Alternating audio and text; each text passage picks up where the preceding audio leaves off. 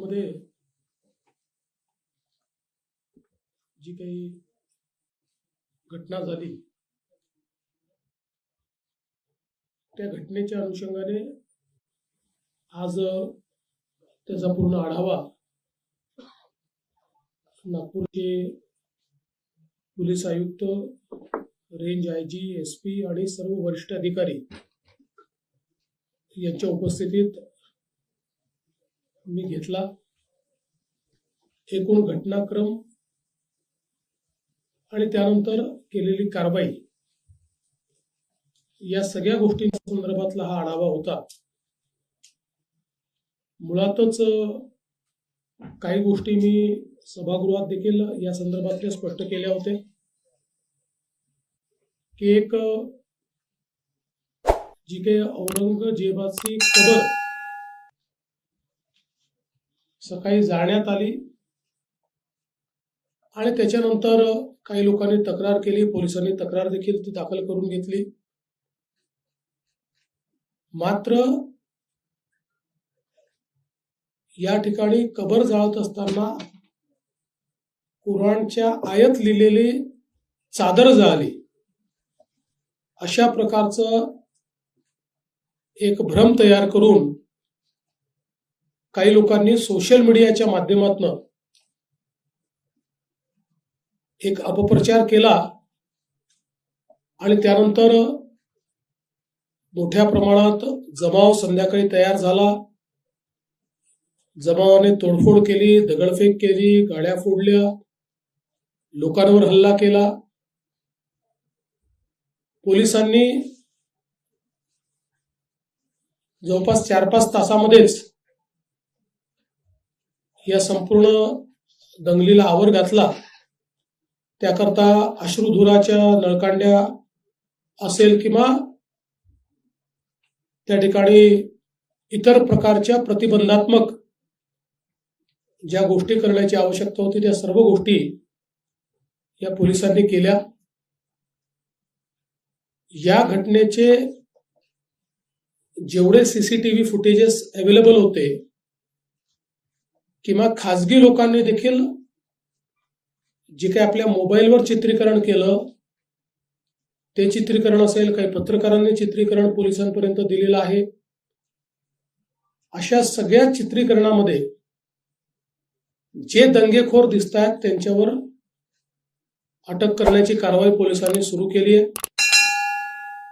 104 लोक आतापर्यंत आयडेंटिफाय झाले आहेत, ज्यामध्ये 92 लोकांना अटक केली आणि 18 वर्षाच्या खालचे विधी संघर्षित असल्यामुळे त्यांच्यावर ज्या प्रकारची कायद्याने कारवाई करता येते ती कारवाई करण्यात आली आहे.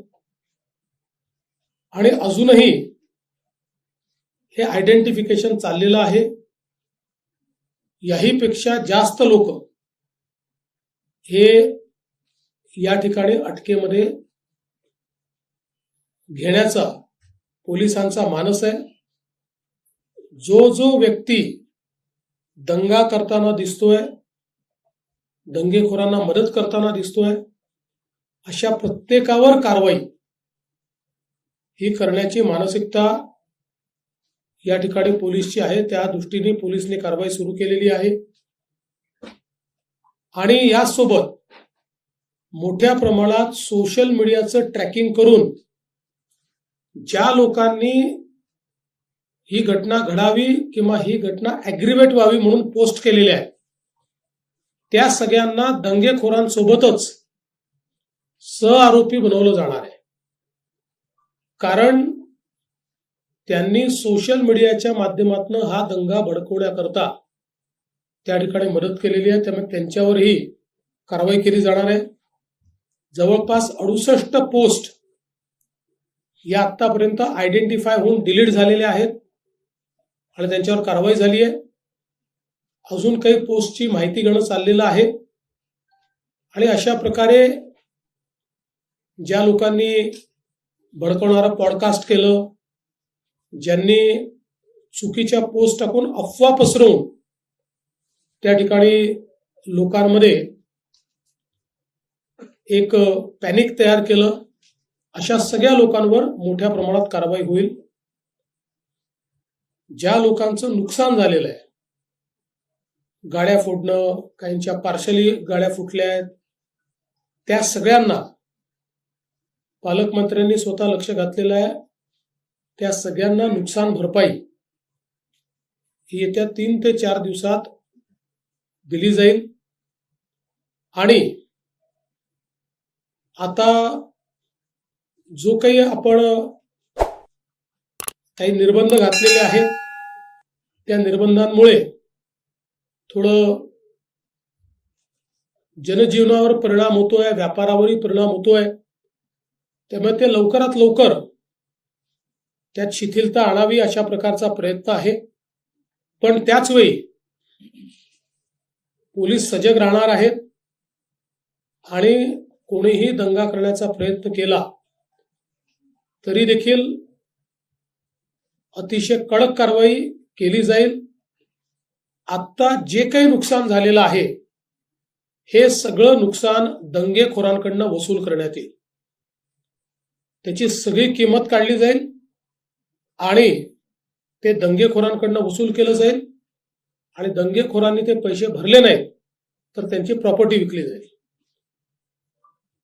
अशा प्रकारे नागपूरमध्ये किंवा महाराष्ट्रात कुठेही या गोष्टी सहन केल्या जाणार नाहीत.